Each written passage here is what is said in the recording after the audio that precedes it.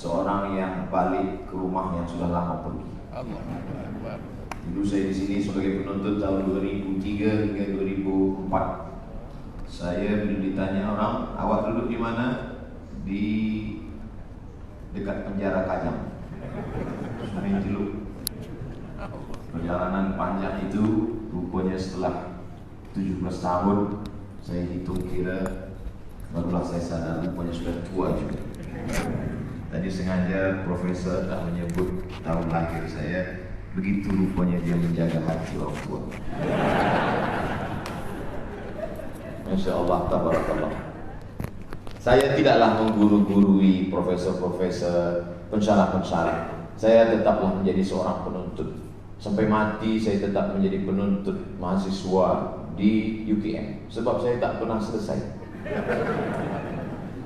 Saya hanyalah seorang penuntut yang pernah membaca, pernah mendengar, kemudian balik lagi kemari dan menceritakan tentang apa yang pernah saya baca dan apa yang pernah saya dengar. Saya diberikan tajuk saya yang diberikan adalah Kesatuan Ummah, Cabaran dan Harapan. Dulu orang begitu bergembira ketika Islam sampai ke Jepun, sebab mereka yang tak mengenal Tuhan akhirnya mengenal Allah. Tapi begitu umat Islam, para dai ulama sampai ke Jepun, awal-awalnya mereka senang masuk Islam, bersih, berwudu, mandi. Tapi kemudian mereka confused, mereka bingung. Hari ini imam maju, dia baca Bismillahirrahmanirrahim. Esok imam maju, lama-lama Jepunnya pun bertanya, kenapa yang satu Bismillah ini silent? Kenapa yang satu Bismillah ini berbunyi? Lalu kemudian kebetulan yang mengatakan Bismillah berbunyi, rupanya dia ustaz dari Asia Tenggara. Dia katakan kamilah yang betul, yang tak berbunyi itu sesat dan salah. Kemudian yang tak berbunyi pula rupanya mereka yang datang daripada Pakistan, India, Bangladesh. Mereka mengatakan yang betul itu adalah kami, karena kamilah yang paling tua. Mazhab kami mazhab Hanafi, Sirajul Ummah. Ketika imam kami meninggal dunia tahun 150 di Kufah, imam mereka Syafi'i baru saja lahir, belum pandai membaca kitab di Palestina. Jadi sebenarnya akhirnya orang Jepun ini pun berpikir lama. Kami ini ingin mencari Tuhan, kami ini ingin mencari kedamaian, kami ini ingin mencari pencerahan. Tapi akhirnya kami sendiri bingung, yang satu berbunyi, yang satu tidak, yang satu begini, yang satu begitu. Akhirnya betul apa yang dikatakan salah seorang ulama Mesir, al-Islam mahjubun bil muslimin. Islam itu tersekat, terdiri bukan karena orang kafir, tapi karena orang Islam itu sendiri yang membuat ajaran Islam. Baru satu pembahasan masalah basmalah, belum lagi masalah sayyidina, belum lagi masalah ar-Rahman alal arsy istawa, belum lagi masalah khilafiyah. Oleh sebab itu ingin dibawa kemana umat ini, maka tajuk ini amat sangat berat. Saya ingin diberikan kesempatan Ustaz Abdul Somad 30 saat berbicara, 30 saat soal jawab. Membahas kesatuan umat dalam 30 saat, bahasa Arabnya mustahil. Oleh sebab itu Abdul Somad Al-Fakir, fakir ilmu, fakir amal, hanya dapat bercerita bahwa sesungguhnya khazanah kekayaan fuqaha, para ahli fikih itu sebenarnya kalau difahami dengan baik, dia bukanlah untuk membelah, memperpecah belah, membuat umat ini menjadi terbagi banyak, tapi sebenarnya dia menjadi kekayaan yang luar biasa. Ambil contoh ketika kita sedang naik pesawat terbang, sampai di atas, bila kita pakai mazhab Syafi'i, kita mesti bertayamum dengan debu. Mesti ada debunya yang dipukul. Setelah debu dipukul, nampak di tangan dihembuskan, barulah dia sah. Karena makna fatayammamu sa'idan thayyiban, tayamumlah kamu dengan debu, maknanya memang sa'idan thayyiban itu debu. Bagaimana kalau kita bekerja di office yang tak ada debu? Bagaimana kalau di rumah sakit, hospital yang tak ada debu? Bagaimana kalau di pesawat terbang yang tak ada debu? Maka ketika orang melihat mazhab yang lain, manakala saya sampai di Maghribi, saya lihat di bawah tiang masjid itu ada batu, macam batu gilingan. Awal saya sampai, saya tengok ada batu macam batu gilingan. Dalam fikiran saya, Oh, rupanya orang Maghribi ini membuat sambal juga. Tapi lama-lama saya terheran-heran, setiap masjid ada batu, setiap masjid ada batu. Rupanya mereka pada musim sejuk, musim dingin, mereka tidak memakai air. Mereka sampai ke masjid, dia pegang batu itu, lalu kemudian dia sapu muka dia. Dia ambil lagi batu itu, dia sapu. Sedangkan kita dalam mazhab Syafi'i mesti ada debunya. Tapi sedangkan dalam mazhab Maliki tak pun ada debu, cukup dengan batu saja, karena makna sa'idan thayyiban sudah masuk ke dalam makna sa'idan thayyiban. Batu yang tak ada debunya itu pun sudah masuk dalam makna sa'idan thayyiban. Betapa sebenarnya ikhtilaf, banyaknya pendapat para fuqaha dalam bidang fiqh ini memperkaya khazanah dan membuat Islam ini menjadi mudah. Oleh sebab itu bagi orang yang pergi atau sakit, keluarganya di rumah sakit tak mungkin untuk bertayamum, maka cukup dia bawakan batu, dia sapu, satu kali sapu ke wajahnya, setelah itu satu kali sapu ke tangannya. Sedangkan dalam mazhab Syafi'i sulit sekali untuk bertayamum, karena tayamum itu seperti berwudu sampai ke siku. Lalu kemudian saya lihat bagaimana orang mazhab Maliki bertayamum. Dia cukupkan, rupanya hanya sampai alal wasli, hanya sampai ke pergelangan tangan saja. Ini yang selalu saya sampaikan.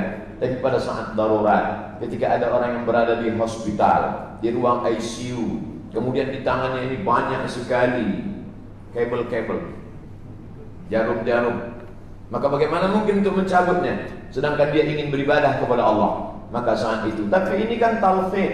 Sebagian ulama mengharamkan talfiq. Betul, talfiq dilarang kalau dia masuk dalam kategori tatabbu' rukhas, ingin mencari yang senang-senangnya, yang mudah-mudahnya saja. Oleh sebab itu Syekh Dr. Wahbah Az-Zuhaili dalam Muqaddimah Al-Fiqhul Islami wa Adillatuh, Islamic Jurisprudence and Evidence, menjelaskan segala lengkap bahwa ada talfiq yang haram, tapi ada juga talfiq yang dibolehkan oleh para ulama dengan syarat dia mengerti fiqh, dan dengan syarat pula ini dalam rangka darurat, dan dia tidak pula dalam satu qadiyah.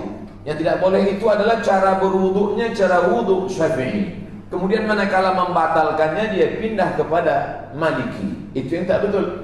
Adapun bila cara bertayamumnya cara tayamum Maliki, kemudian cara sholatnya cara sholat Syafi'i, maka ini masuk dalam yang cukup syarat untuk bertalfiq. Mungkin ada yang tidak sependapat dengan saya, tapi saya berpahaman selama dia masih ahlus sunnah wal jamaah. Yang paling tua Imam Hanafi Abu Hanifah meninggal di Kufah tahun 150. Yang kedua Imam Malik bin Anas Maliki meninggal di kota Al-Madinah Al-Munawwarah, makamnya di Baqi tahun 179. Yang ketiga Muhammad bin Idris Asy-Syafi'i meninggal tahun 204 di Fustat, Kaherang sekarang. Dan yang terakhir Imam Ahmad bin Hanbal Hanbali meninggal di Baghdad tahun 241. Maka kesemua ijtihad ulama ini membuat mereka bersatu dan tidak pernah berbelah, apalagi sampai ikhtilaf, apalagi sampai caci memaki. Maka kalau kita baca sejarah para ahli fuqaha, para ulama-ulama mazhab ini, berdebatlah antara Imam Abu Hanifah Hanafi dengan Imam Malik Maliki. Dua madrasah yang berbeda. Satu madrasah ahli hadis, yang satu lagi madrasah ahlul ra'i. Madinah ahlul hadis, Malik bintangnya. Kufah ahlul ra'i, rasional, akal, bintangnya adalah Abu Hanifah, Imam Hanafi. Lalu kemudian ketika mereka berdebat dengan dalil-dalil hujjah-hujjahnya, selepas itu datanglah Imam Al-Laits dari kota Fustat, Mesir. Imam Laits bertanya kepada Imam Malik, Malik, ya, bagaimana pendapat engkau tentang Abu Hanifah Hanafi? Kata Malik, belum pernah aku berjumpa dengan orang secerdas Abu Hanifah. Begitu tajam akalnya. Lalu kemudian Imam Laits datang menjumpai Imam Abu Hanifah, Imam Hanafi. Hanafi, ya, bagaimana pendapat engkau tentang Malik? Apa kata Hanafi? Aku belum pernah berjumpa dengan orang yang paling kuat hafazan hadisnya.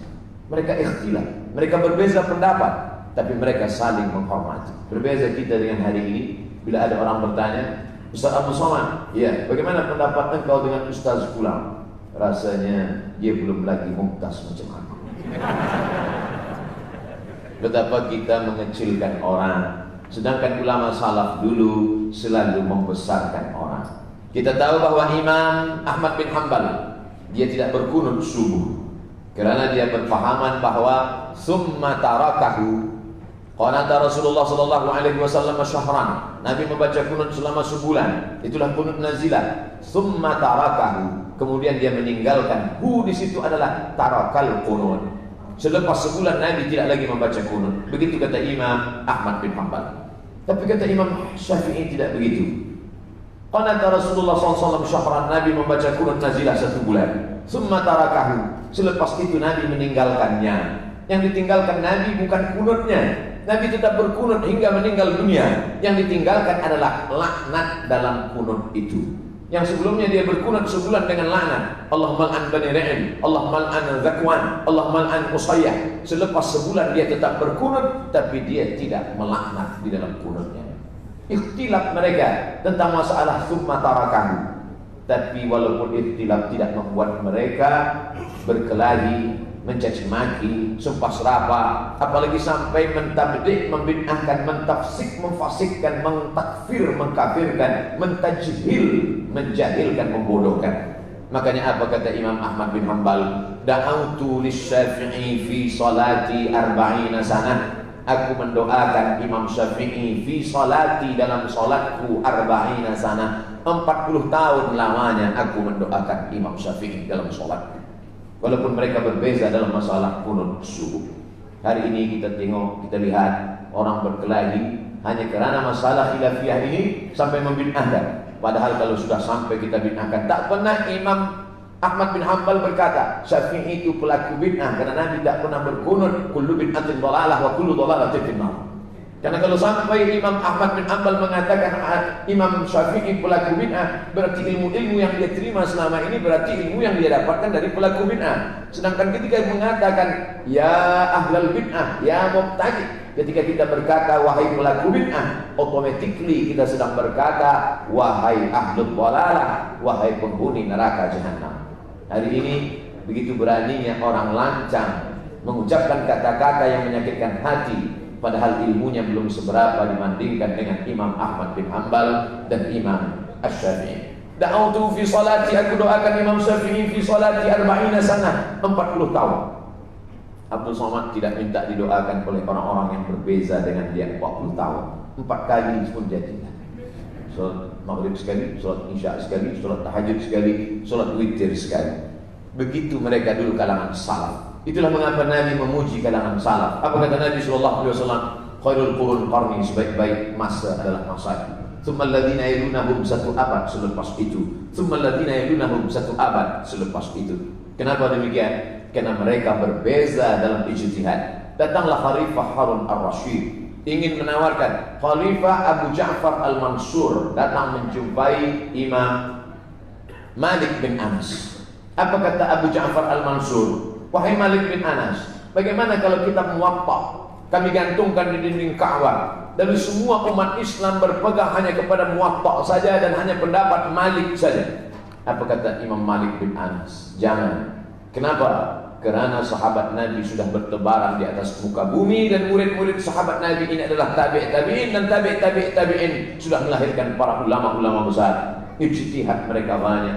Likulli mujtahid musib. Semua yang berijtihad maka dia mendapatkan kebenaran. Al-hakim idza ijtahada, seorang yang sudah sampai pada maqam mujtahid, idza ijtahada, kalau dia berijtihad fa asaba, ijtihadnya benar, lahu ajrani, dia dapat 2 pahala. Wa in aqta'a, kalau dia salah tetap juga dia dapat 1, yaitu bahwa dia sudah berijtihad. Masalah keliru dia, jadi ampunkan Allah, dimaafkan Allah Subhanahu wa taala. Oleh sebab itu maka kekayaan khazanah umat Islam dibukukanlah dalam satu kitab yang paling tua, ditulis oleh Imam Ibnu Rus. Hari ini dibaca di pondok-pondok, di tempat pendidikan Islam, yang dikenal dengan kitab Bidayatul Mujtahid wa Nihayatul Muqtasid. Bercerita tentang ilat kenapa ulama ikhtilaf. Mungkin hadisnya tak sampai, mungkin pemahaman berbeza dalam masalah memahami apakah ini am atau khas, apakah ini muqayyad atau mutlaq. Lalu kemudian yang nampaknya begitu lengkap disusun oleh Bidayatul Mujtahid wa Nihayatul Muqtasid Imam Ibnu Rus,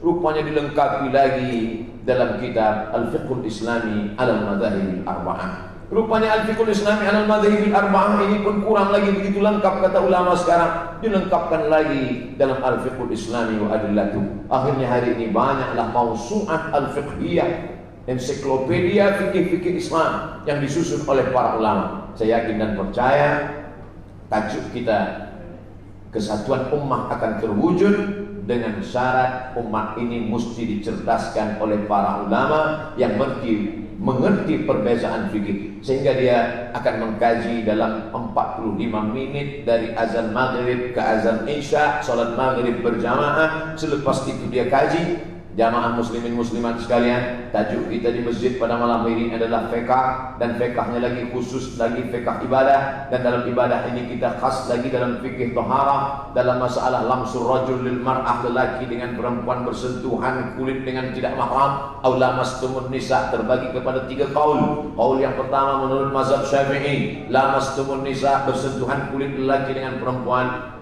yubtilul wudu, maka wudunya batal. Sedangkan menurut mazhab Maliki, lamsur rajulil mar'ah, lelaki perempuan bersentuhan kulit, kalau ada syahwat batal, kalau tak ada syahwat tak batal. Sedangkan menurut mazhab Abu Hanifah Hanafi, bersentuhan kulit lelaki dengan perempuan, ada syahwat tak ada syahwat tak batal.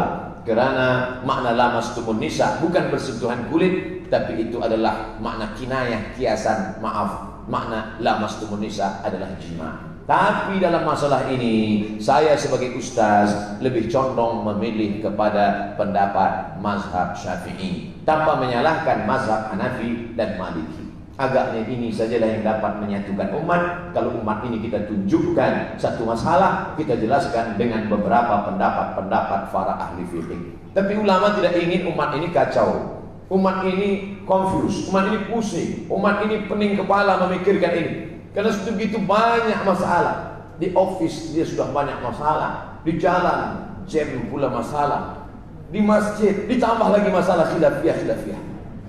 Akhirnya di mana umat ini mendapatkan ketenangan?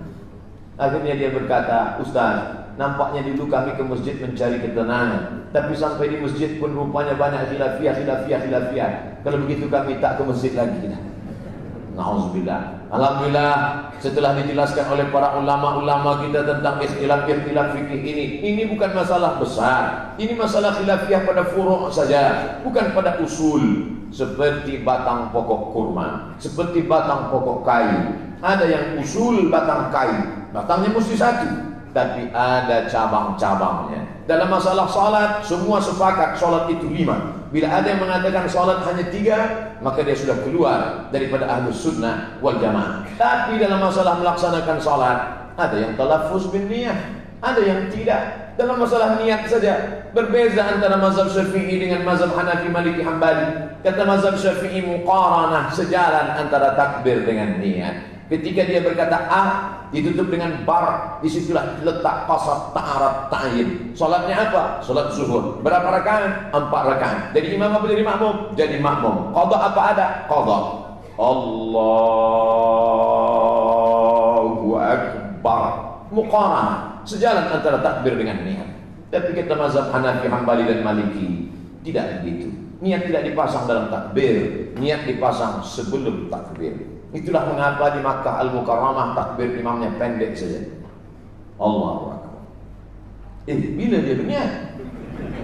Kata makmum yang berpegang kepada mazhab Syafi'i, padahal dia berniat bukan di dalam takbir, dia berniat sebelum takbir, maka takbirnya kosong, pendek saja. Allahu Akbar. Sedangkan mazhab Syafi'i panjang takbirnya kerana dia memasangkan niat dalam takbir. Allahu Akbar. Bahkan kita kalau kita ingat 20-30 tahun lepas masa di pondok, masa awal-awal belajar muqaranah ini, berkali-kali gagal muqaranah. Allah. Imam dah rukuk, baru Allah. Begitulah dulu untuk guru kita mengajarkan. Kalau A dengan bar ini lebih atau kurang, batal salatnya. Tapi rupanya setelah kita belajar, oh rupanya ada mazhab ini, ada mazhab ini. Bahwa ada orang yang berniat sebelum takbir, Allahu Akbar, sah. Bahwa ada yang berniat di dalam takbir, Allahu Akbar, sah. Lalu mana yang tak sah? Selepas takbir baru dia berniat, Allahu Akbar. zuhur ke asar? Asar saja lah. Oleh sebab itu maka ketika umat ini dicerdaskan, siapa yang boleh menyatukan umat ini dalam berbagai macam perbezaan mazhab fiqh ini, yang boleh menyatukan umat, khasnya lagi di Malaysia, khasnya lagi di Selangor, khasnya lagi di Kajang, mereka adalah alumni dari Fakulti Pengajian Islam Universiti Kebangsaan Malaysia. Saya yakin dan percaya itu. Kenapa? Karena di sini para profesor media, para profesor, para pensyarah, mereka belajar daripada Jordan, daripada Suriah, Dimash, daripada Maghribi, daripada berbagai macam negeri. Falaula nafara min kulli firqatin minhum ta'ifatun liyatafaqahu fid din wa liyunziru qaumahum idza raja'u ilaihim. Mereka kembali ke kampung halaman, ke tanah air mereka, la'allahum yahdharun. Akhirnya umat ini menjadi inti daripada ibadah dan dakwah. Allah tak mengatakan la'allahum ya'budun, tidak. La'allahum yusallun, tidak. La'allahum yasumun, tidak. Apa kata Allah? La'allahum yahdharun. Mudah-mudahan semakin berilmu mereka, semakin takut kepada Allah Subhanahu wa taala. Makanya doa yang diajarkan Nabi, Allahumma inni a'udzubika min ilmin la yanfa'. Dari mana ilmu tak bermanfaat? Wa min qalbin la yakhsha. Tanda ilmu tak bermanfaat, hati tak takut kepada Allah Subhanahu wa taala. Makanya kalau ada orang ilmunya banyak, laisal ilmu birriwayah. Orang yang ilmunya banyak bukan riwayah. Saya riwayatkan hadis ini dari Imam Muhammad bin Idris. Saya riwayatkan hadis ini dari Imam Muhammad bin Ismail bin Ibrahim bin Al-Mughirah bin Bardizbah Al-Bukhari, dari gurunya Abdullah bin Maslamah, dari gurunya Malik bin Anas, dari gurunya Abu Zinad, dari gurunya Al-A'raj, dari gurunya Abu Hurairah, dari gurunya Sayyidina wa Maulana Muhammad sallallahu alaihi wasallam.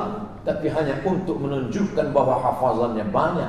Malaikat berkata, aku tahu Abdul Somad, kau berkata begitu hanya supaya orang menonton banyak, dan kau akan berkata jangan lupa subscribe, like, and share. Sebenarnya yang kita lakukan ini untuk manusia atau untuk Allah Subhanahu wa taala. Oleh sebab itu nanti sampai masanya dikumpulkan Allah. Kamu dulu beramal kerana Uzair, cari Uzair, minta balasan kepada dia. Kamu dulu beramal kerana Isa, cari Isa, minta balasan kepada dia. Lalu kelompok yang ketiga, izhabu ila man tura'una ilaih. Pergilah kamu kepada siapa kamu dulu menunjukkan amal kamu. Kalau kamu beramal kerana follower, cari follower kamu. Kalau kamu beramal kerana viewer, cari viewer kamu. Beramal mestilah kerana Allah Subhanahu wa taala. Kata Syekh, menjabat jawatan yang tinggi sampai kepada maqam Syekhul Azhar Abdul Halim Mahmud, PhD Doctor of Philosophy daripada Sorbonne, Paris, Prancis University.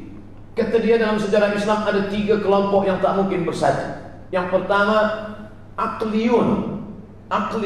Mereka inilah Mu'tazilah. Mereka selalu mengandalkan akal mereka. Yang kedua, Nassiyun. Mereka selalu berpegang kepada nas. Takwil tak boleh, hanya nas saja, tekstualis. Yang satu Aqliyun, rationality. Tapi yang ketiga pula tidak bersandar kepada nas, tidak melihat kepada akal. Mereka buang nas, mereka campakkan akal, mereka pejamkan mata, mereka renungkan hati. Mereka adalah ahlul dzauq, irfaniyun, kaum sufi, mutasawwifun. 3 kelompok. Satu Aqliyun, satu Nassiyun, satu Irfaniyun. Mereka inilah yang sentiasa berikhtilaf. Tapi 3 kelompok ini boleh menyatu dalam satu titik. Irfaniyun, Aqliyun, Nassiyun. Mereka akan menyatu dalam satu titik. Titik apa? Wa ma umiru illa liya'budullaha mukhlishina lahuddin. Maka kalau ada orang yang lebih mengedepankan akliyunnya, ada yang lebih menghilangkan akal, memejamkan mata, merenungkan hati, zauqnya, irfaniyun. Ada pula yang hanya membaca kepada teks, kalau tidak ada dalam Quran, tidak ada dalam sunnah, tidak ada tertulis, tidak diterima. Tapi ketika mereka kalahkan ini semua hawa nafsu, insya Allah mereka akan bertemu dalam mukhlishina lahuddin. Saya yakin dan percaya banyak profesor pensyarah yang tak sependapat dengan saya, tak bersetuju dengan saya, tapi insya Allah kita akan bersama dalam kelompok mukhlishina lahuddin. Cepat betul waktu habis di UK. Saya dibagi maklumat 30 saat. Saya start tadi pukul 3, sekarang sudah pukul 3.35. Mohon maaf, 5 menit ini pun akan dituntut di padang mahsyar nanti. Terima kasih atas segala perhatian. Mohon maaf segala kekhilafan. Kita teruskan dalam soal jawab. Seterusnya saya serahkan kepada Profesor Media Dr. Ishar. Beliau Ishar, saya ini Idham Abdus Somad, Idham Syamsi. Assalamualaikum warahmatullahi wabarakatuh. Waalaikumsalam warahmatullahi wabarakatuh. Terima kasih Dr. Abdus Somad. Satu penjelasan ringkas tetapi padat. Sebenarnya soalan-soalan yang Dr. Abdul Somad sebut itu selalu orang bertanya sebenarnya, ya, tentang niat ni, macam mana mau niat. Ada yang sebut, dia kata apa? Dia kata setiap kali orang kata kalau ambil wudu itu apa, bila angkat takbir itu mesti masuk. Masuk di mana sebenarnya? Itu tak jawab saya. Jadi Ustaz Somad saya jawab, alhamdulillah. Sekarang ni tuan-tuan dan puan yang dikasih sekalian, kita ada sesi soal jawab. Dan memang kita dah tentukan di UKM, Dr. Abdul Somad sendiri yang minta agar di UKM lebih kepada soal jawab akademik yang bersifat akademik. Jadi alhamdulillah ada beberapa soalan, dan tuan-tuan dan puan yang telah diberikan kertas ni nak tanya soalan boleh hantar, ya. Jadi hantar soalan-soalan yang boleh membina untuk kita semualah. Tapi kalau untuk luahkan perasaan, insya-Allah lepas ni. Ustaz, soalan saya baca ni, boleh? Soalan pertama daripada hamba Allah. Apakah ciri-ciri kekuatan ummah yang sepatutnya ada dalam diri remaja untuk menghadapi fitnah akhir zaman? Kalaulah umur saya mundur ke belakang, disuruh saya hidup lagi tahun 1998 balik menjadi penuntut ilmu di Azhar, saya fikir-fikir rasa-rasanya tak sanggup. Sebab begitu berat cabaran pemuda belia zaman sekarang. Sebab dulu masa saya 98 internet tak ada, www.google.com belum ada lagi, YouTube tak ada, WhatsApp tak ada.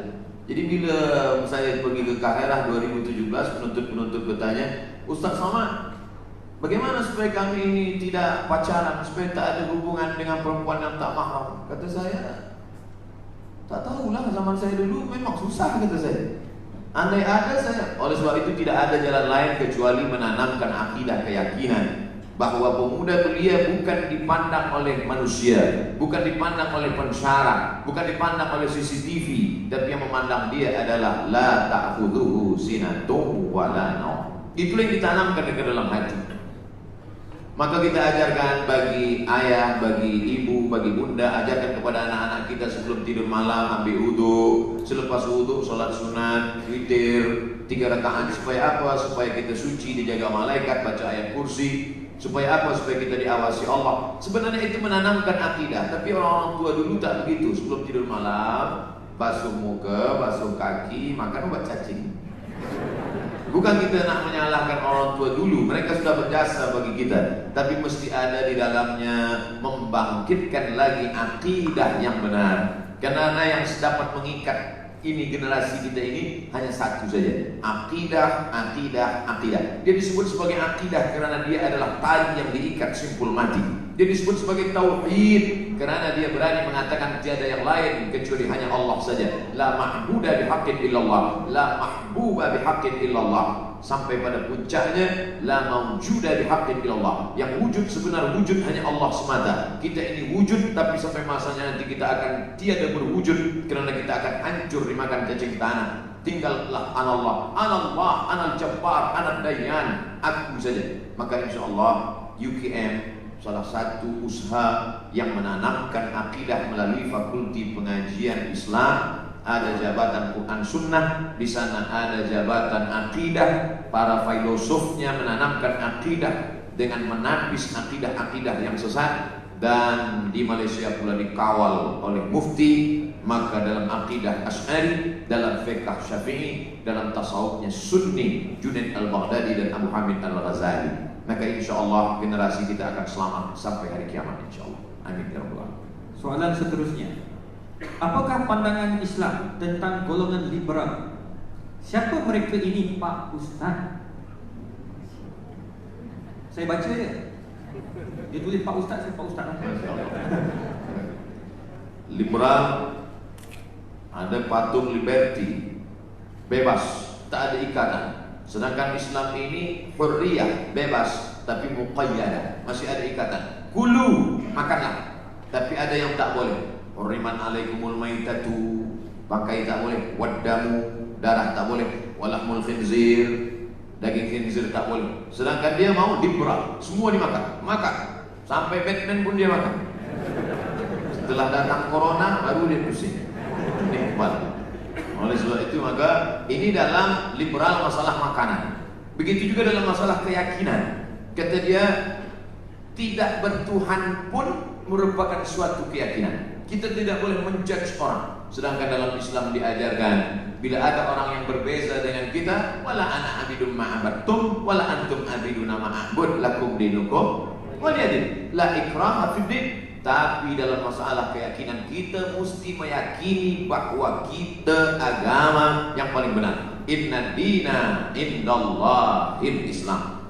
Bila kita tidak meyakinkan itu kepada anak-anak kita, kita katakan, anakku semua agama benar. Kau nak menyembah Allah boleh, tak bertuhan pun tak apa-apa. Mana tak? Kita tidak boleh mengatakan demikian. Kita mesti mengatakan kepada anak-anak kita, la in asyrakta, kalau kau persekutukan, kau syirikkan Allah, la yahbatanna amaluka, maka amalmu gugur. Tapi bila engkau masuk ke sekolah, di sekolahmu ada orang yang berbeza dengan engkau, kau tetap menghormati dia. Maka kita dalam Islam diajarkan rahmatan lil alamin, menganggap perbezaan ini sebagai suatu kekayaan, tapi dalam masalah keyakinan. Sedangkan liberal tidak begitu. Dia mengatakan apapun jalan yang kau pilih, orang tidak akan pernah bertanya kepada engkau tentang keyakinanmu, akidahmu. Yang ditanya orang hanyalah apakah kau bermanfaat atau tidak bermanfaat untuk manusia. Dalam Islam tidak begitu. Dalam Islam diajarkan, banyak pun amalnya, kalau dia tidak akidah yang benar, wa qadimna ila ma amilu min amalin, semua amal-amalmu dulu akan aku tunjukkan. Ini sekolah yang kau bina, ini university yang kau bina, ini hospital yang kau bina. Tapi kalau akidahmu tidak benar, maka semua amalmu itu habaan mansura, seperti debu yang dihembus angin. Syarat pertama diterima Allah SWT adalah la ilaha illallah Muhammadur Rasulullah. Saya kira itulah singkatnya tentang liberal. Soalan seterusnya, kenapa manusia lagi tinggi belajar, lagi sombong? Nampaknya menyindir saya. Bukan di soalan ini. Sebab begini dalam diramaikan yang ada PhD ini kan. Masya Allah. Kita belajar agama Islam ini seperti berjalan di tepi pantai. Manakala kita berjalan di tepi pantai, mulai masuk ke laut, mata kaki kita tenggelam, kita rasa lebih tinggi, laut itu tak dalam. Makin kita berjalan ke tengah, tenggelam lutut kita mulai merasa kita lebih tinggi, laut tak dalam. Mana sampai dia ke pusat kita mulai berpikir, nampaknya laut ini agak dalam. Sampai agak ke tengah, barulah kita sedar sebenarnya kita tak ada apa-apanya, laut menenggelamkan kita. Makanya saat kita baca kitab ini dulu, masa di pondok, masa belajar, itu memegang Bulughul Maram min Adillatil Ahkam bukan main angkuh sombongnya. Sebelah kiri Bulughul Maram, sebelah kanan Subulus Salam. Masya Allah. Tapi manakala sampai ke Kaherah, tengok kitab di rumah kawan, apa ni? Fathul Bari Syarah Sahih Bukhari, 1 meter. Oh, aku pun baru tengok sekarang. Dulu bukan main bangganya manakala membawa kitab Jalalain, Jalaluddin Al-Mahalli, Jalaluddin As-Suyuti. Tapi manakala sampai kita tengok kitab besar At-Tafsir Al-Kabir yang ditulis oleh Imam Fakhruddin Ar-Razi, meninggal 606. Sebenarnya kita mesti banyak membaca, barulah kita sadar bahwa kita tidak punya apa-apa. Kenapa Imam Bukhari itu tawadhu? Rupanya Imam Bukhari itu gurunya 2000 orang. Cuba kita hitung kira guru kita mula tadika hingga PhD. Rasa-rasanya saya dah hitung-hitung tak sampai 200. Oleh sebab itu maka sebenarnya kita ni tiada apa-apa. Cuba baca kitab Al-Mu'jam Al-Kabir, Al-Mu'jam Al-Awsat, Al-Mu'jam As-Saghir. 3.500 guru daripada Sahibul Mu'jam At-Tabrani. Oleh sebab itu maka bandingkan pula dengan Imam Syafi'i, belajar di Makkah, belajar di Madinah, pergi ke Mesir, pergi ke Syam, pergi ke Persia, kembali lagi ke Uzbekistan. Berapa hafazan hadisnya? Kata dia sendiri mengaku 600,000 hadis. Orang yang sampai ke makam Al-Hafiz, apa kata Imam Abdurrahman As-Suyuti? Hafiztu 200,000 hadis. Law wajadtu aqsara min dzalika la hafiztuha. Aku hafal 200.000 hadis. Kalau aku dapat lebih daripada itu, maka aku pun akan hafaz juga. Lalu kita di mana dibandingkan dengan mereka? Hadis kita hanya ada ketika laptop dibuka, laptop tutup, hadis pun hilang. Maka semakin banyak kita kenali ulama, semakin banyak kita tengok kitab, semakin kita tak punya apa-apa, semakin kita merasa tak ada apa-apa. Lebih baik menjadi jahil bainal ulama daripada alim bainal juhala. Lebih baik merasa jahil di tengah ulama daripada merasa alim di tengah orang yang jahil. Makanya kata Imam Syafi'i, ma jadaltu aliman illa ghalabtuhu wa ma jadalani jahilan illa ghalabani. Setiap aku berdebat dengan orang alim, pasti aku menang, dia kalah. Tapi setiap aku berdebat dengan orang jahil, pastilah dia menang, aku yang kalah. Oleh sebab itu maka hari ini saya merasa sedang berada menjadi al-jahil bainal ulama. Hari ini Abdul Somad jahil di tengah para profesor, di tengah para profesor, para pensyarah. Mudah-mudahan kita tetap menjadi orang yang tawadhu di hadapan manusia dan di hadapan Allah Subhanahu wa taala. Amin amin ya rabbal alamin. Soalan seterusnya, maaf kalau soalan ini keluar dari tajuk Pak Ustaz. Apa pandangan Ustaz terhadap isu transgender yang pergi ke Mekah? Waduh. Ada namanya unsa, ada namanya unsa perempuan, ada namanya rajul laki-laki. Walaysa dzakaru kal unsa. Tidaklah sama antara zakaru lelaki wal unsa dengan perempuan. Az-zakar wal unsa. Di tengah az-zakar wal unsa ini ada namanya khunsa. Maaf, beribu maaf. Khunsa ini maaf, kelamin dia dua. Alat dia dua. Satu lelaki, satu perempuan. Maka bila dia lahir, kita tidak boleh buang. Tunggu hingga dia dewasa, lepas itu kita tanya, awak lebih condong kepada lelaki ke perempuan? Kata dia, saya ni rasa-rasanya saya perempuan, dan dia pula mengalami period haid, uzur, maaf. Maka dibuanglah yang lelaki, selepas itu dia akan menjadi perempuan. Sebab bila kita buang yang lelaki, rupanya selepas itu dia rasa, awak lelaki ke perempuan? Aku lelaki, kata dia. Kemana kita nak cari, dah hilang dah. Ini tentang masalah khunsa. Maka khunsa ini dibahas dalam kitab-kitab fiqh. Adapun yang menjadi masalah sekarang, kita mesti pastikan dia ini khunsa atau mukhannas. Sedangkan mukhannas memang dia memang lelaki, lahir sebagai lelaki. Tapi bila kita tanya, awak ini lelaki ke perempuan? Saya ini sebenarnya perempuan terjebak dalam diri lelaki. Nah, ini yang jadi masalah. Bila dia betul-betul lelaki, memang terlahir sebagai lelaki dan satu alat dia, maka dia lelaki. Karena kaedahnya man lahu zakarun fahuwa mudzakkarun. Sesiapa yang ada itu, maka dia lelaki. Lalu kemudian dia merasa diri perempuan. Adakah ini pada zaman Nabi SAW? Ada. Manakala dia dibawa menghadap Nabi SAW, Nabi menengok tangan dia pakai inai, daun inai.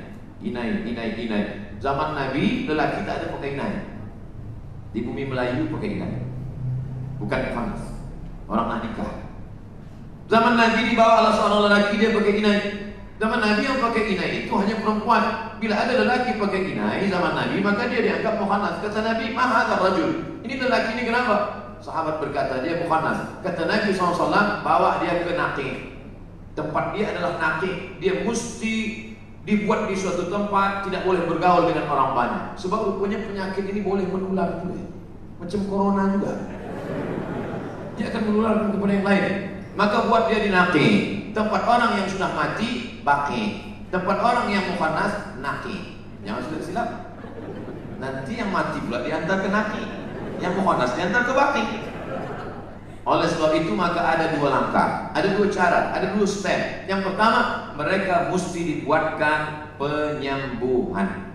Mereka mesti dibuatkan obat. Sebab mereka ini adalah orang yang sakit. Orang sakit mesti dikasih obat. Tapi kalau dia sudah sampai kepada tingkat, maaf, melakukan perbuatan seksual, man wajadtumuhu ya'malu amala qaumi Lut. Kalau kamu menangkap mereka melakukan perbuatan umat Nabi Lut, faqtulul fa'il wal maf'ul. Maka bunuhlah yang fa'il, yang melakukan, yang maupun yang maf'ul, yang menjadi objek. Kalau hukum ini dilakukan, insya Allah mereka akan sihat. Kalau tak percaya, mari kita cuba. Tangkap satu, pancung. Yang lain insya Allah. Kalau lelaki apa perempuan? Lelaki. Allah maaf. Menarik. Tengah panas sekali soalan ni kan. Menteri pun tak boleh jawab. Alhamdulillah. Soalan seterusnya. Bolehkah masjid dijadikan tempat berpolitik? Tidakkah politik itu dalam Islam? Habis. Bulan suci Ramadan ada 30 malam, 29 malam. Saya selalu buatkan tajuk-tajuk khasnya di masjid saya dan masjid-masjid lain. Lepas saya buat, saya share. Artinya masjid-masjid lain boleh buat.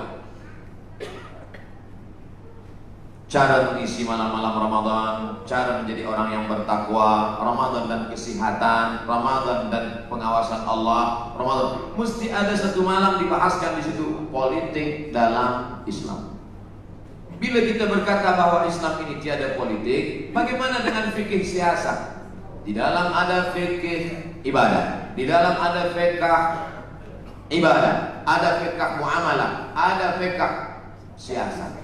Maka di dalam Islam ada fikih siasat. Bahkan bukan dalam satu juzuk, tapi dalam satu kitab yang ditulis oleh Imam Al-Mawardi meninggal 450 Hijrah, bertajuk Al-Ahkam As-Sultaniyah. Diteruskan oleh Ibnu Taimiyah Al-Ahkam Asy-Syar'iyyah, diteruskan oleh Syekh Yusuf Al-Qardawi yang sekarang kita berjudul tajuk Min Fiqhid Daulah. Jadi ulama mesti menjelaskan siasat politik dalam Islam. Maka saya sendiri pun menjelaskan, muslimin muslimat sekalian, Islam ini mengatur masalah politik dalam Islam. Nama kitabnya, kita baca kitab Al-Fiqhul Islam, kita baca kitab Al-Ahkam As-Sultaniyah, 10 syarat kewajiban seorang pemimpin. Pemimpin dalam Islam adalah ra'id din wa daulah. Tugas pemimpin dalam Islam yang utamanya ra'id din, menjaga agama, ad-daulah, dan menjaga negara.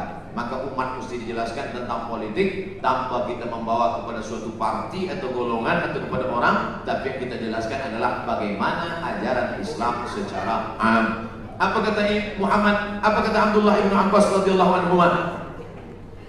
Lau da'a minni qalu ba'iri lawajadtuhu fil Quran. Seandainya hilang tali untaku hilang, aku temukan dalam Quran. Maknanya apa? Udkhulu fis silmi kafah. Islam secara kafah. Kalau masuk ke dalam toilet saja diatur dalam Islam. Allahumma inni a'udzubika minal khubuthi wal khaba'ith dengan kaki kiri. Idza waqa'a dzubabu fi ina'i ahadikum. Kalau lalat masuk ke dalam tempat air minum kamu, falyumishu, celupkan ke dalam. Fa inna fi ihda jinahi hidaan. Dalam satu sayapnya ada penyakit, wa fil ukhra shifaan. Dalam satu sayap lagi ada obat penawar. Sedangkan lalat masuk ke dalam tempat air minum saja dibahas dalam Islam. Idza tasa'aba ahadukum falyurad mastata'an. Kalau kamu menguap, maka jangan buka mulut macam kuda Nil. Tahan sekuat-kuatnya. Idza atisa ahadukum, kalau kamu bersin, falyukhfid sautahu, kecilkan suara. Falyadha yadihi ala wajhihi, letakkan tapak tangan ke mulut yang kuat-kuat. Artinya apa? Dalam masalah itu pun diatur dalam Islam, apalagi masalah hakim wal mahkum. Oleh sebab itu maka Islam mengatur masalah politik, kita jelaskan menurut hukum fiqh Islam. Wallahu a'lam. Terima kasih Ustaz. Soalan seterusnya, saya Nahdlatul Ulama dan ingin bertanya Ustaz, bolehkah kita memulai menghafal Al-Quran tetapi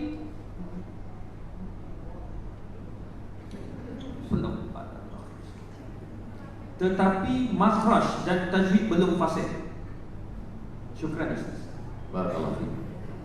Quran ini ada 5 tangga. Yang pertama mendengar. Wa idza quri'al Qur'anu fastami'u lahu wa ansitu la'allakum turhamun. Bila Quran dibacakan maka dengar baik-baik, karena memang belajar bahasa ini meniru.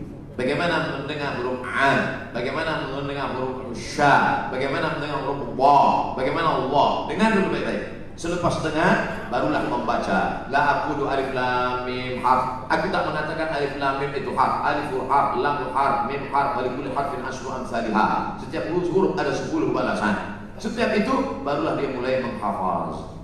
Maka disebutkanlah motivasi siapa yang menghafaz Quran akan memberikan syafaat nanti pada hari kiamat. Al-mahiru bil Quran ma'as safaratil kiramil bararah. Yang menghafaz memahir dalam Quran akan dibangkitkan bersama para malaikat.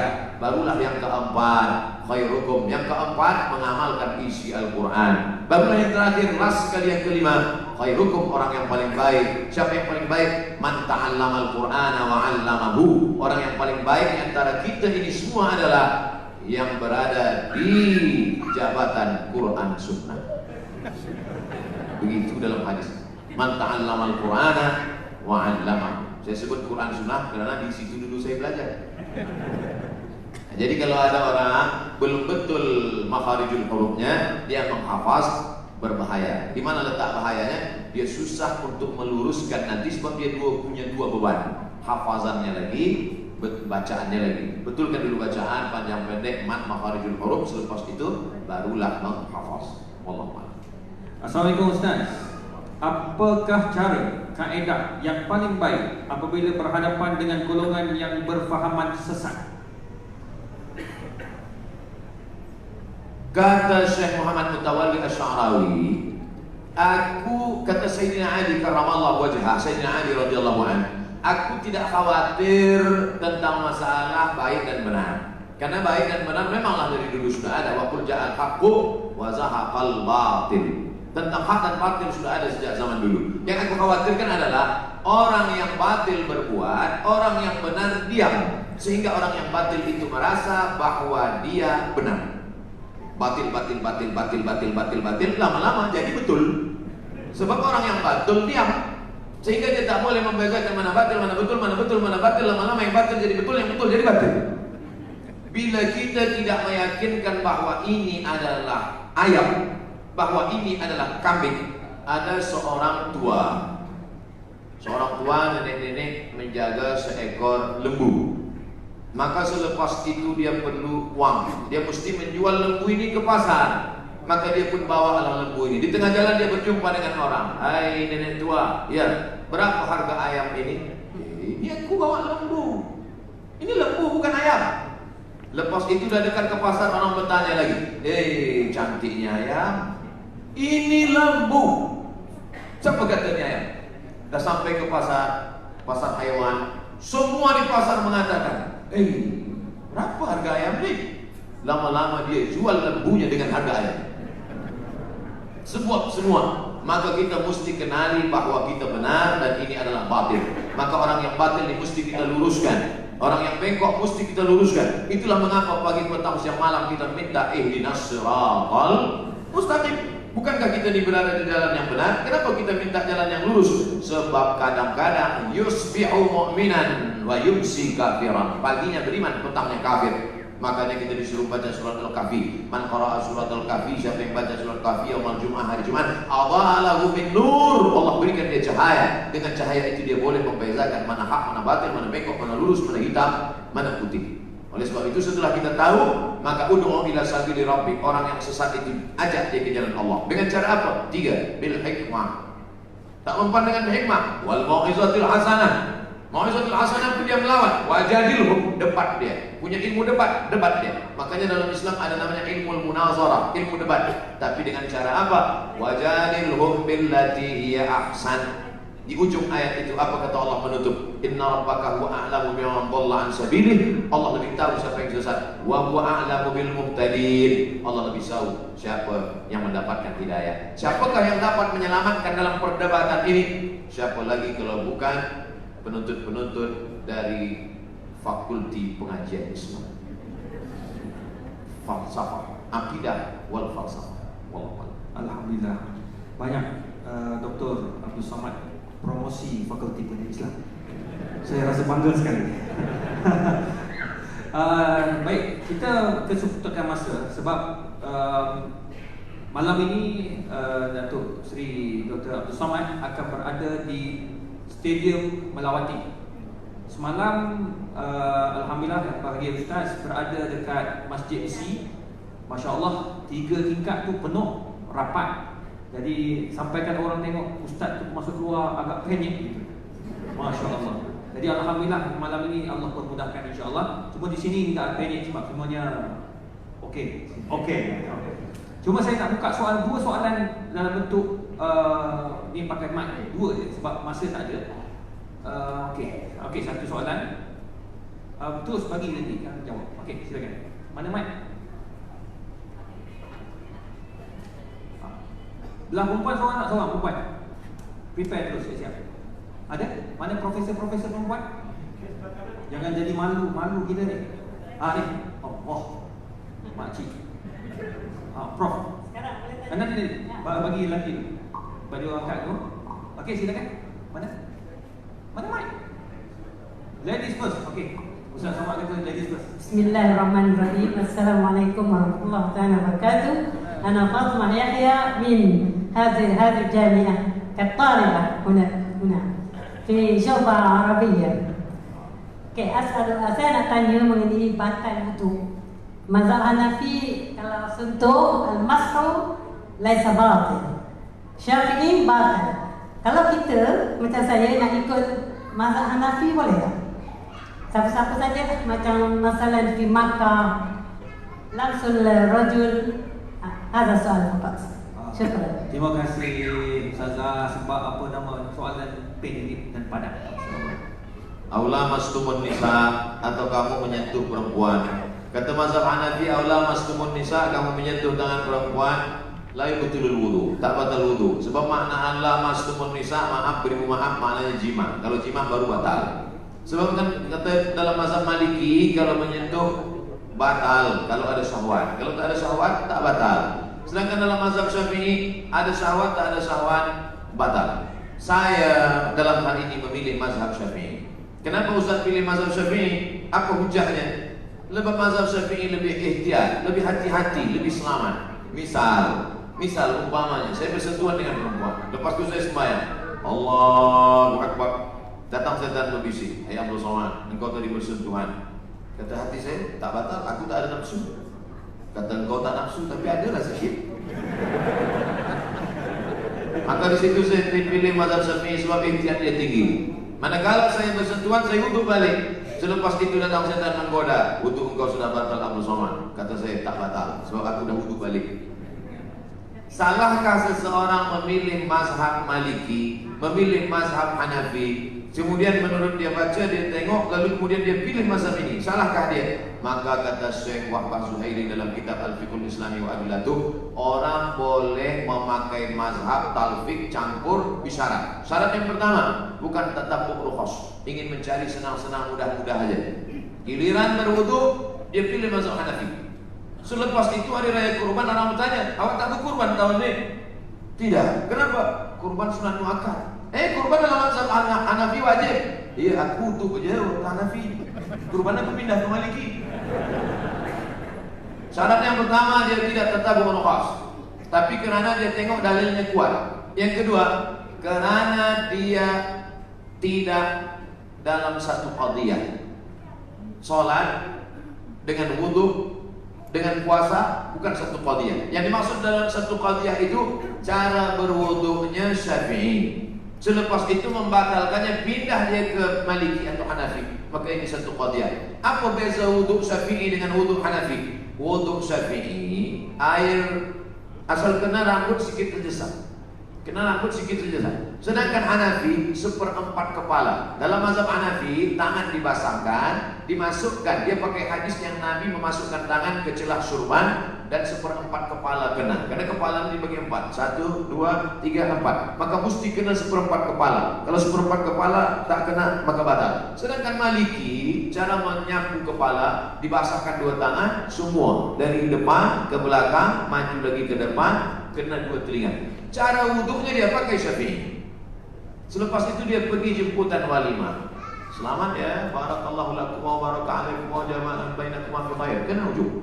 Lepas itu dia sembahyang. Orang tanya, kenapa awak tak wuduk balik? Tak batal lah, saya kan tak ada nafsu. Oh tak boleh, sebab cara wuduknya tadi Syafi'i. Kenapa dia melompat kepada Maliki atau Hanafi? Jadi orang yang alim, kalau cukup 3 syarat. Yang pertama, bukan tatabbuk rukhas, bukan mencari senang-senang. Yang kedua, bukan dalam satu qadiyah, tapi berbeda qadiyah. Yang ketiga, dia alim dalam bidang fiqh itu, maka dia boleh. Begitu kata Syekh Wahbah Zuhaili, bukan kata Abu Somad. Okey, kita ada satu daripada mana? Pendek ya, jangan panjang-panjang. Okey, Assalamualaikum, saya Rizal dari Institut Kajian Etnik UKM. Dia mana? Kita UKM. Kita, okey kita. Saya ada dua soalan, saya cuba pendekkan. Kalau terpanjang minta maaf Ustaz. Nombor satu, kalau dalam konteks kesatuan ummah, cabaran dan harapannya, kalau kita berbicara tadi untuk menyatukan orang mazhab-mazhab yang ada dalam Islam sebagainya, bagaimana kalau kita nak menyatukan aliran-aliran lain di dalam Islam seperti Syiah, Wahabi dan sebagainya bersatu bersama kami dalam konteks Islam? Itu yang pertama. Yang kedua, apabila berpindahnya ibu negara Israel ke Jerusalem, adakah itu petanda bahawa laluan untuk Dajjal daripada Isfahan Iran akan terus bersemayam di Jerusalem? Pandangan Ustaz. Terima kasih Ustaz. Terima kasih Dok. Dulu ada satu subjek di Al-Azhar namanya At-Tayyarat Al-Fikriyah Al-Mu'asirah, aliran-aliran pemikiran kontemporer dalam Islam, mengkaji satu masalah bahwa Israel tetap melakukan 5 hal untuk menunggu Mesias, juru selamat yang mereka tunggu-tunggu sampai hari ini. Karena menurut mereka juru selamat itu belum turun sampai hari ini. Yang pertama, semua Yahudi mesti kembali ke bumi yang dijanjikan Tuhan, Al-Ardul Ma'un, tanah yang dijanjikan Tuhan. Itu syarat pertama. Maka pada tahun 1946 mereka pun beramai-ramai pindah. Hari ini 5 juta penduduk Israel sudah kembali. Yang dari Maghribi, yang dari Rusia, yang dari Europe kembali dengan syarat ibu, sebab mereka melihat nasab ini dari uap ibu. Yang kedua, mereka dulu pernah dihancurkan pada masa Kaisar Nebukadnezar yang menghancurkan Temple of Solomon. Maka mereka mesti membalaskan sakit hati terhadap Nebukadnezar. Kampung Nebukadnezar adalah Babel, Babilonia adalah Irak sekarang. Oleh sebab itu Irak mesti dihancurkan. Itulah makanya serangan kepada Irak ini terus bertubi-tubi hingga hari ini. Yang ketiga, bahwa bumi Palestina mesti hijau. Sebab syaratnya Mesias itu mau turun ke bawah kalau dia hijau. Agak-agaknya Mesias itu dari atas langit dia tengok, dah hijau atau belum? Bila hijau aku baru turun. Apa yang hijau itu? Itulah dia pohon Gharqad, Syajaratul Gharqad. Dan itu ada disebut Nabi SAW. Apa kata Nabi SAW? Nanti batu pun akan berbicara. Ketika bersembunyi mereka pada perang besar di akhir zaman itu di belakang batu, batu akan berbicara. Ya Abdullah, hadza Yahudi khalfi faqtulhu. Wahai hamba Allah, ini di belakangku ada Yahudi, bunuhlah dia. Kecuali satu, kata Nabi. Apa itu? Syajaratul Gharqad. Subhanallah, Masya Allah. Bila kita sampai nanti, saya sampai ke satu kota yang dibelah menjadi 2, sebelah punya Mesir, sebelah lagi diambil oleh Israel. Saya tengok dengan mata kepala saya sendiri pohon-pohon Gharqad mereka tanam menghijau seperti pokok pines. Lalu kemudian yang kelima, bahwa mereka mesti menguasai yang pernah dikuasai oleh Sulaiman dulu. Maka itu disebut dengan Great Israelian, Israel Raya, Israel besar. Mana batasnya? Dari 2 sungai, dari sungai Nil di Afrika hingga ke sungai Efrat di Irak. Maka batas negara mereka itu adalah 2 sungai. Maka dalam bendera dia dibuat ada bintang David, lalu segi 6, lalu di atasnya ada garis warna biru, di bawah ada biru. Yang di atas biru itu sungai Nil, yang di bawah biru itu adalah sungai Efrat. Maknanya kerajaan mereka dari Nil hingga ke Efrat. Yang kelima, kalau nanti mereka berkuasa di dunia, maka selain daripada mereka akan menjadi ghaib. Ghaib itu adalah keledai tunggangan. Yang bukan dia akan menjadi ghaib. Siapa dia? Maka mereka tidak mengajak orang luar kepada agama dia, sebab dia adalah agama sekaligus nation. Beza dengan kita Melayu, tapi bukan agama. Beza dengan mereka. Mereka adalah Yahudi sekaligus sebagai agama. Maka yang bukan sebagai mereka, bukan golongan mereka akan menjadi ghaib, keledai tunggangan. Itulah yang terjadi saat ini. Maka ini mesti disuarakan. Video saya tentang ini sudah diupload di YouTube. Hanya beberapa jam saja, lepas itu hilang. Kalau tak percaya, coba upload. Mungkinkah Sunni dan Syiah bersatu. Yang menjawab ini Syekh Yusuf Al-Qaradawi. Maka dibuatlah yang disebut dengan at-taqrid bainal madzahib. At-taqrid, pendekatan. Karena sudah jauh betul, ini Sunni, ini Syiah. Akhirnya dibuatlah dialog bernama at-taqrid bainal madzahib, mendekatkan mazhab.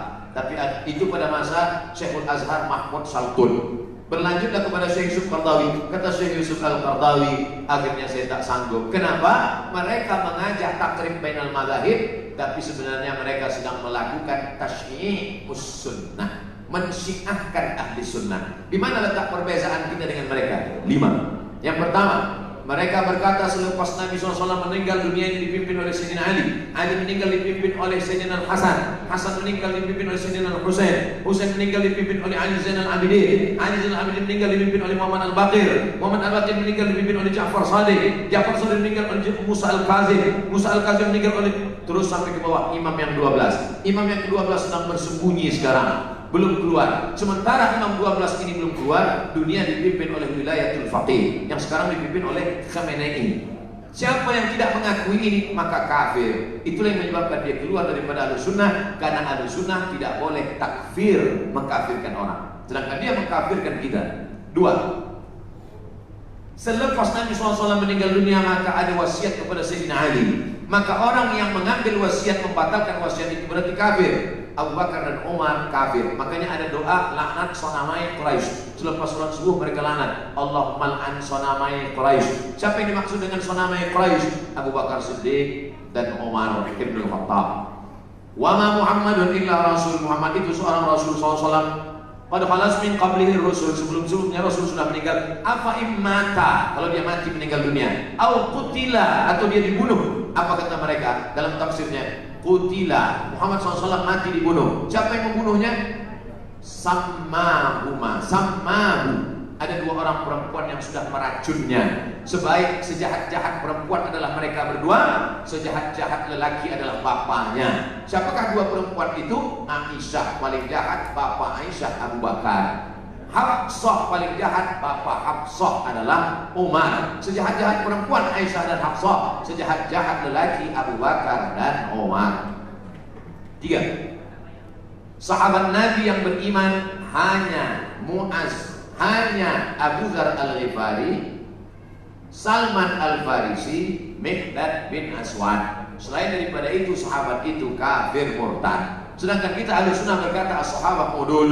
Abu Bakar Siddiq radhiyallahu anhu, Umar bin Khattab radhiyallahu anhu, Ali bin Abi Thalib radhiyallahu anhu. Sedangkan mereka mengatakan laknatullah alaihi. Yang keempat, mereka berkata bahwa ada namanya taqiyah. Kalau kebetulan yang hadir ini ramai adalah Ahlussunnah wal Jamaah, maka ketika dia ditanya, engkau Syiah apa Sunnah? Dia akan berkata, ana Sunni. Sebab yang banyaknya Sunnah. Tapi kalau di sini yang datang adalah Syiah, ditanya, awak Sunni apa Syiah? Ana Syiah. Ini namanya taqiyah. Kalau yang kebetulan datang 50-50, 50 Sunnah, awak apa? Ana Sushi. Taqiyah. Dalam Islam tak ada taqiyah. Sedangkan mereka mengatakan at-taqiyah minad din. Taqiyah ini minad din. Taqiyah maka dia tidak beragama. Tidak beragama Syiah maksudnya. Yang kelima, mereka memahamkan ada akidah mereka disebut dengan mut'ah. Hari ini mut'ah luar biasa. Berapa banyak orang terkena penyakit. Seorang dokter medikal di Bandung, dia buat dalam buku, dia tulis buku itu. Dia bercerita bagaimana seorang perempuan yang memakai niqab, memakai cadar datang, tapi dia terkejut kenapa terkena penyakit sifilis. Kenapa terkena sifilis? Rupanya ikut jamaah. Terlalu banyak guna fan life kena virus. Oleh sebab itu maka kita tidak mungkin bertemu. Nah, ta'awan fi mattafaqna. Mari kita bersama menjaga persatuan umat pada golongan antara Hanafi dengan Maliki, antara Syafi'i dengan Hambali, antara Ahlussunnah wal Jamaah. Tapi kalau sudah kepada ahlul bidah, maka dalam hal ini mesti alhamdulillah Malaysia merupakan kerajaan yang tegas dalam bidang ini. Saya amat sangat bersyukur kepada Allah kerana dalam tazkirah saya mengambil fatwa. Saya ambil fatwa dari Selangor, saya ambil dari fatwa Mufti Johor, saya ambil. Bila umat bertanya, ini bukan fatwa Abdul Somad, ini fatwa dari bumi Melayu. Kenapa? Karena umat ini akan dijaga oleh ulama. Kalau ulama diam dalam masalah ini, maka habislah umat akan diterkam oleh serigala-serigala. Maka mesti dijaga oleh ulama. Wallahu a'lam. Alhamdulillah, terima kasih banyak. Minta maaf kepada yang nak bertanya kerana masa sangat-sangat mencemburi kita. Dan Dr. Abdul Somad pun nak bergerak ke Shah Alam. Jadi tuan-tuan dan puan, terima kasih atas perhatian dan kehadiran tuan-tuan dan puan, dan terima kasih juga kepada yang berbahagia Ustaz Datuk Seri Ulama Setia Negara Dr. Abdul Somad atas kehadiran ke UKM. Jadi saya serahkan kembali kepada pengacara majlis. Universiti Kebangsaan Malaysia, apa kata kita berikan satu tepukan buat Ustaz Abdul Somad.